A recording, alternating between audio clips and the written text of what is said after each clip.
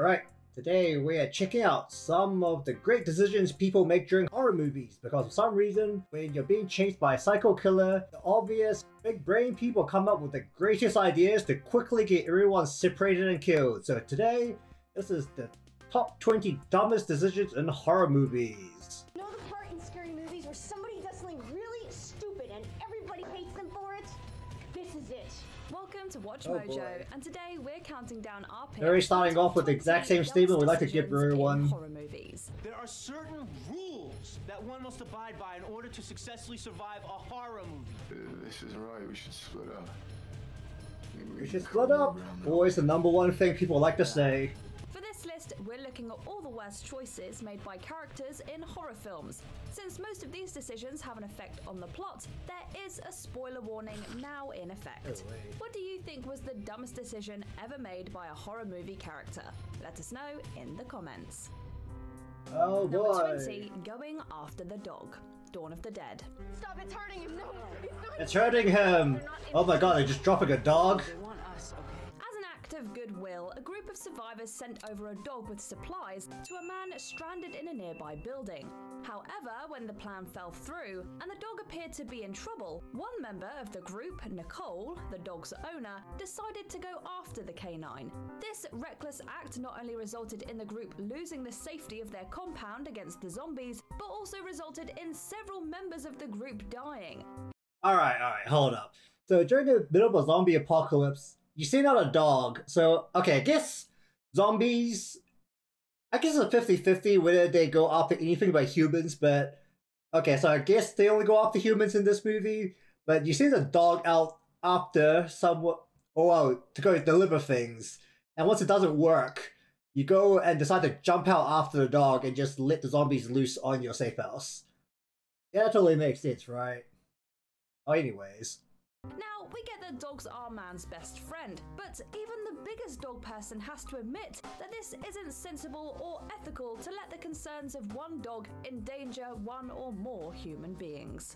Plus, the zombies didn't even seem to be into the dogs anyway, making the whole sacrifice pointless as well as dumb.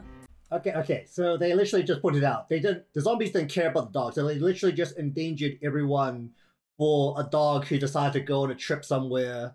Decided that the compound wasn't worth it, and the zombies are probably cooler than their owners who are just hauling up and not giving them walks.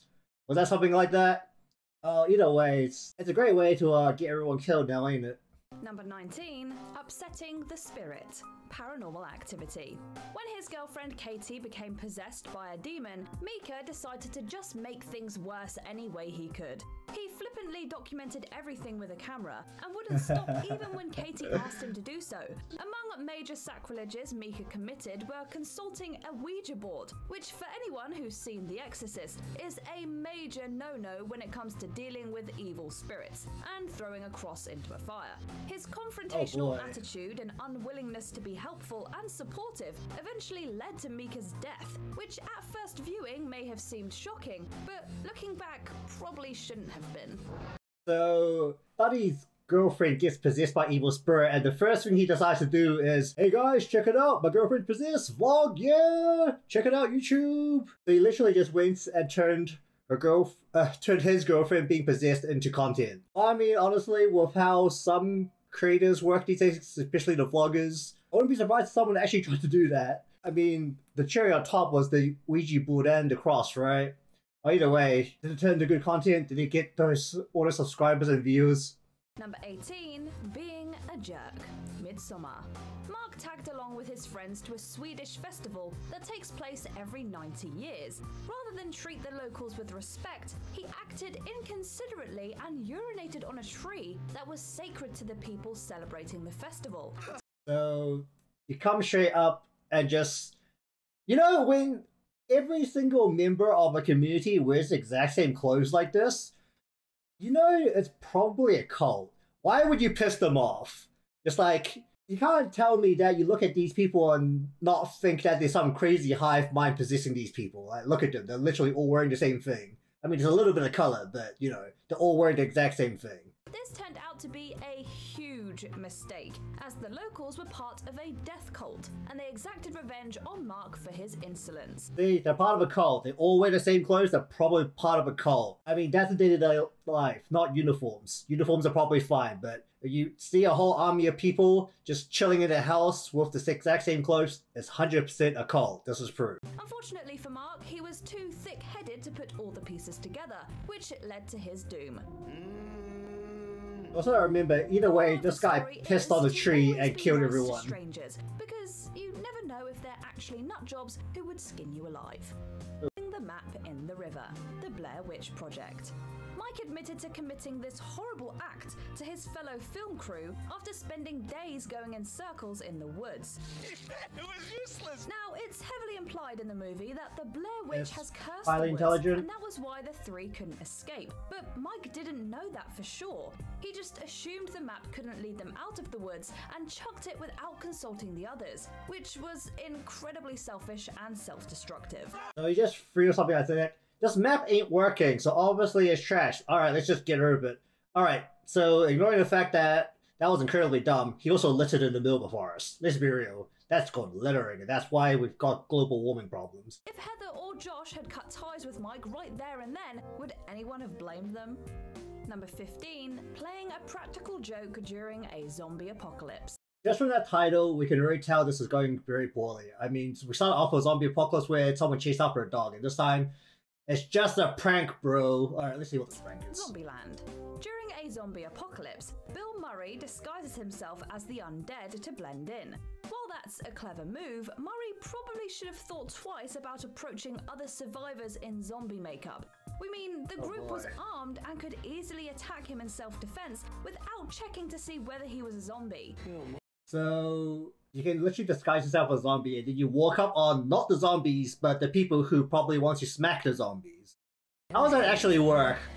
How do people think that's a good idea? Oh, that's a gold club and he's out. Even after Wichita hits him with a golf club, Murray Does it again? unwisely decides to give Columbus a scare and keeps gets going. shot in the process. Right, the people in the back were just smiling. Hold up, roll it back. They were just literally smiling at that. They were just like, yeah, man, look at these people. Murray unwisely decides to give Columbus a scare. Yeah, look at these people. They're totally in on the joke. They're just like, oh my god, I just smacked this guy in the hip with a golf club. This is gonna be freaking hilarious when he does it to the next people. And gets shot in the process. Up. I Oh. suppose a comedian like Bill Murray would probably think that life isn't worth living if you can't pull dangerous pranks during an apocalypse. Still, Garfield should only be his second biggest regret. So do you have any regrets? Being stupid? Probably being really stupid? 14. Driving under the influence. Hereditary. Let's start off by saying Oh, that boy. it probably isn't a bright idea to take your kid's sister to a house party. This is especially true if she has She looks so food sad. allergies, and She you looks plan on super ditching her sad. to do drugs with your friends. However, Peter decided to go through with this because he lied to his mum about going to a school-related activity, and she made him take his sister along. Because of his irresponsibility, Peter's sister had an allergic reaction to the food at the party, Right, and so she Peter didn't even die decided from to horror drive her thing? to the hospital even though he was high.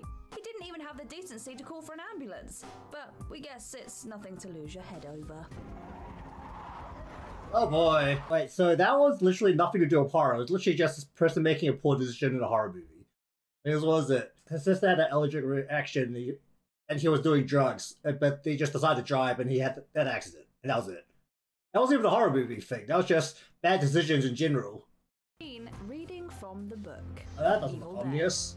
You know, when the book has a skull, you probably shouldn't be reading Such things from words it. may not seem appropriate for someone battling a heroin addiction in the woods, but in Fede Alvarez's supposedly fresh installment on the classic series, Eric made the conscious decision to study a flesh-bound book, Oh my. which also happens to be written in blood.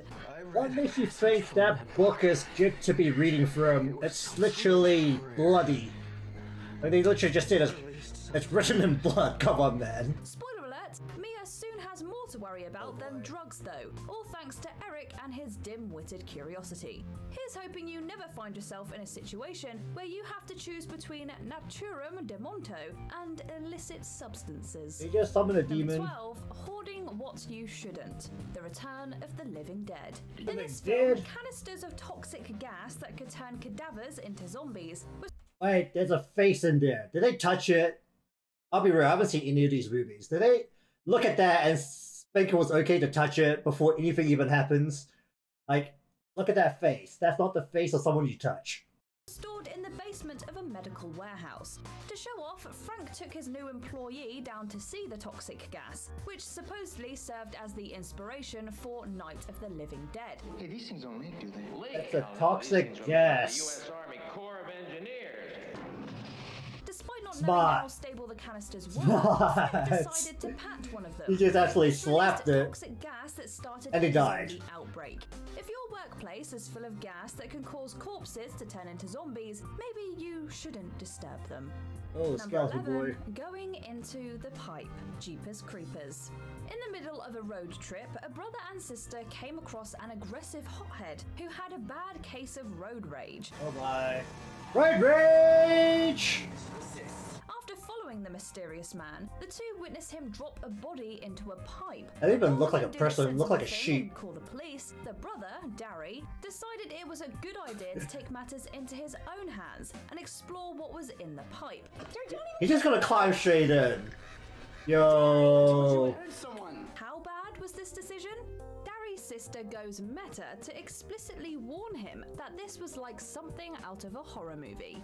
This failure to recognize obvious red flags ended up sealing Darry's fate. He died right there. And he's dead! Alright. Oh no, he's just sliding. He's not dead yet. Number 10, having poor security. The Cabin in the Security? Woods.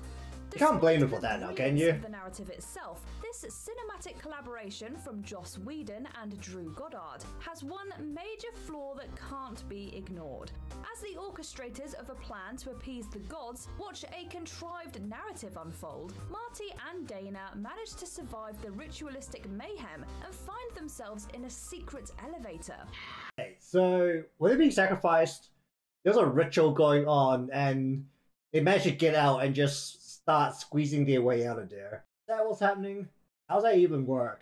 I mean, they'll look like they're watching through a bunch of like cameras, so they're obviously high tech, right? Even though these people are in the cave and they couldn't, afford extra security to just, make sure the ritual doesn't go wrong. How does that work? While it may seem like a tough predicament, they managed to pick the lock, so to speak, thus Oh my. unleashing the monsters all over the surprised staff. Oh shit!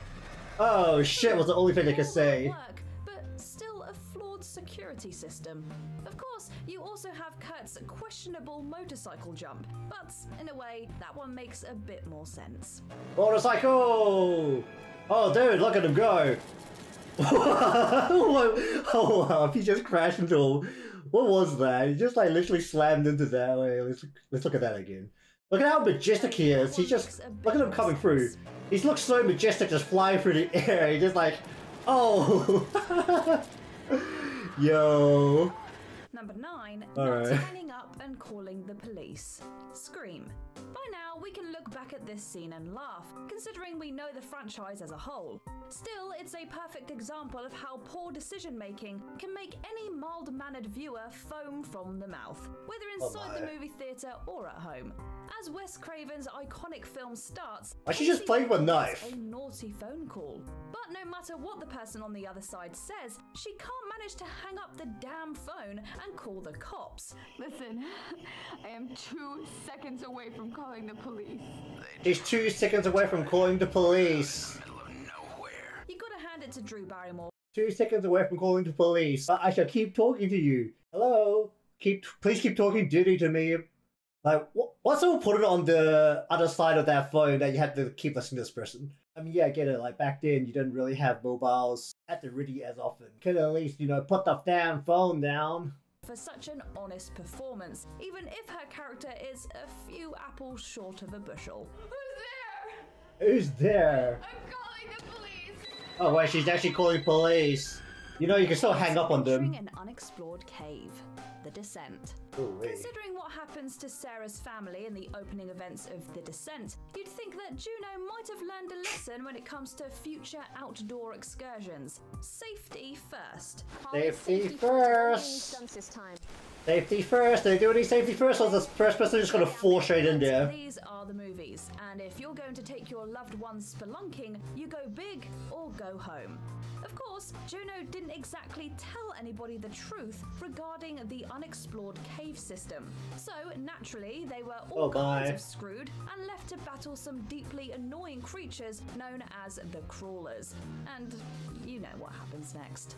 Everyone dies. So wait, she knew what was in the cave and decided not to tell anyone, and then still went in there with them. How's that? How do you come up with that idea? How's that a good idea? Well, they are dumb decisions, so I guess we're going to run a track here. Oh, a squad of them too, look at them. What's this person holding it up? They're sword up like that lightsaber. Safety. I know what you did last summer. When you're being chased by a dark figure with a massive hook, and they appear to be quite efficient in their ways, the best course of action is always to keep moving. Keep running! Away from certain death. However, in I Know What You Did Last Summer, the beautiful Helen Shivers finds herself distracted by a marching band and obvious safety. However, she inexplicably stops, and not to check her phone. And that's how she gets herself killed. Now, that's why people scream at inanimate objects in public. There's literally 5 more steps she could have taken and she would have been in the crowd. It's like you can literally see them in the same shot. That's so good. They're like literally right there. I mean, she wasn't even injured. She was running perfectly fine. She just decided to slow down for the guy to catch up and just chop her, right? Putting both hands in the box. Saw 2. For round 2 of Jigsaw's devious game of murder, he threatens slow and nasty deaths. But like a true gentleman, he informs the victims that antidotes can be found around the pad. Well, once Addison reaches a glass box, she's not quite as composed as she'd like to be. If she would have just processed the situation properly, rather than sticking not one but both hands in the box, she might have noticed the key lying just a few inches away. Not a sharp move, Addy. Kind of like Lawrence cutting off his damn foot in the original Saw, rather than using his shirt to get the phone. What are you doing? He already took his shirt off and he's just chopping his leg off. Number 5, oh my. crime be legal for one night. The Purge franchise. Is that the whole... Wait. Is that a bad decision? I thought that was just like a whole concept of the movie, like of the Purge, was that you could do whatever the heck you wanted and you wouldn't get blamed for it or prosecuted for it at all. How's that a bad decision? While the idea behind the Purge sounds like an interesting thought experiment, it's a bad idea that should be scrapped immediately after consideration. Once you start to think about the logistics of carrying out such a concept, the more it starts to fall apart. Even if it boosted economic productivity and brought down unemployment, the human cost would outweigh any economic benefit from the Purge. Wait. You get less unemployed people and a rising economy because there's less people to feed and less people, so all your jobs are filled. I mean, they aren't wrong. Like, if you think about it that way. I mean, it's a movie concept. I think that bit's fine. Each movie shows different problems that come from the Purge, not only on the poor and marginalized communities, but also everyone else.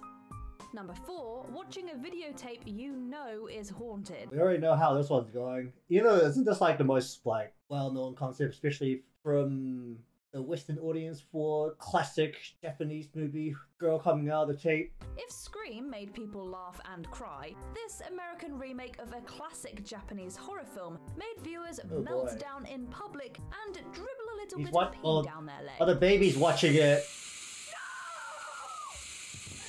At the heart of the you were like staring at it. Disturbing recording and their characters have been warned not to watch because it will kill them. Wait. And just like how nobody can turn away from a train wreck, the characters of the film naturally just have to know what the F is going on with the tape, as if they actually knew that a creepy girl would crawl out of the TV and drag them to hell. But alas, that's what happened. I like how all of them were like sitting right in front of TV, like absolutely staring it down. Number 3, releasing the chimps. 28 days later. Kind of like climate change, some people just refuse to believe scientists. The chimps are infected. They're infected. They're highly contagious. They've been given an inhibitor. Infected with what? Despite warnings from one in the opening minutes of the zombie flick 28 Days Later, a group of activists make a supremely idiotic decision. Of course, it's the activists. Why is it every time that something goes wrong is because some people decide not to listen to the people who know what they're talking about? It's like, we don't care about your goddamn moral high ground, okay? When someone tells you something is going to explode, it's going to freaking explode if you let it happen. You should just let the people who know what they're doing handle it, okay? Let's be real. The chimps essentially rage against the machine, and they rage hard, giving the film its title and making viewers hate those animal activists. Number 2, giving up too soon. Oh boy. The Mist. We gave it a good shot. Did you? Say we didn't. Did you really try hard enough? Nope. In perhaps one of the most agonizing moments in modern cinema, a man comes to Around. the proverbial crossroads Oh my. after the mist wreaks havoc. Yet this path of escapism involves death for his entire crew. Being the upstanding citizen that he is, David Drayton executes a mass act of what he considers as mercy, sparing himself only because he ran out of bullets. But surprise, the war is over, as the US Army rolls up and inadvertently delivers the knockout punch to old Davy's very soul. He looks so disappointed. He's like, wait, I just literally tried to take part in mass group suicide and now Octavius had just rolled up right after that. I mean, look at him. That's the face of a man who's just like, well, whoops, my bad. Now, that's what you call some bad timing. Oh, and that certainly face. That's a blow really to a the my bad senses. face. The soldier's just like, what the heck is wrong with this guy, man? Why is he screaming randomly? Before we unveil our top pick, here are Oh a boy. few honourable mentions. Running up the stairs. Upstairs. Various. Even Sidney Prescott fell for this cliche. Run up to the second floor where it's difficult to come back down. Of course. And close the door on the guy with a knife. Various. And splitting up. This strategy makes it easy to divide and conquer. What a killer. We need to stick together. You white people always say let's split up. Yeah. She's right, we should stick together. Yes, that's what I'm saying. She's right. Okay. You three, follow me. And it's splitting up. Up the white people Going into go. the Warren's room of cursed artifacts. Oh my. alone, Annabelle comes home. This is the last room anyone should go in. Danger, do not touch anything. Did she just bump straight into there? Trusting the scary Oh clown. boy. It. The fact that the clown was in a sewer should have been your first clue something was wrong. Just reach down. It's a friendly clown. Just look at him staring up at you. Number 1, keeping Oh the boy. beaches open. Jaws. When the remains of a dead body are found on shore, Mayor Larry Vaughan doesn't balk under pressure from local authorities. Rather, he stands tall in the name of the almighty dollar, even if people later describe ginormous teeth in the wrecked hulls of boats. So basically this guy just went with capitalism. Rather make that money. And so the smug politician doesn't close the beach. After all, they caught the culprit in question, right? Well, That's a tiny ass no, shark. They didn't. Up, down he goes. And the kid's just like, what? Horror movies screw only themselves with dumbass decisions. But in Jaws, one prideful man just couldn't pay attention to the obvious facts and made everybody feel the wrath of a great white shark. This guy literally just going around telling people to get in the water. Gotta make the money, right? All about capitalism. Do you agree with our picks? Check out this other Alright. Those are some of the funnest, dumbass decisions that people make in horror movies. A lot of them were the cliches, but some of them were just like, but why? Just why? I can see why a lot of them are ranked as like, dumb decisions because they're not really, was it, enforced by anything chasing them. Well, maybe like the very first one, which was like right at the bottom of the list, so it's probably like the least sinful one to be a dumb decision. The lady running after her dog. I mean, let's be real. If the lady runs out there, you could have closed the door behind her and be like, alright, have fun with your dog, and that was it. The rest of them are all literally just dumb things, especially as it got later and later. It went from dumb decisions that endanger yourself to dumb decisions that endanger other people, which I think was the best part. It's like, I mean, there's the activist one. We all know how they screw things up, or how they try anyway. Don't know how often they actually get it done in real life, but they try. And then the last guy is literally just capitalism. Alright, but anyways, that is 20 dumb decisions in horror movies. Thinking about doing some more of these kind of react videos, just get into the groove for them. So you have any suggestions for some fun things, especially just while still in the month of October, or anything coming down the line? Probably look at some Christmas things as getting into the Christmas season later on, into the new year. Otherwise, that will be it for this video. So, if you haven't subscribed, remember to subscribe to see more content from this channel. Thanks for watching, and until next time.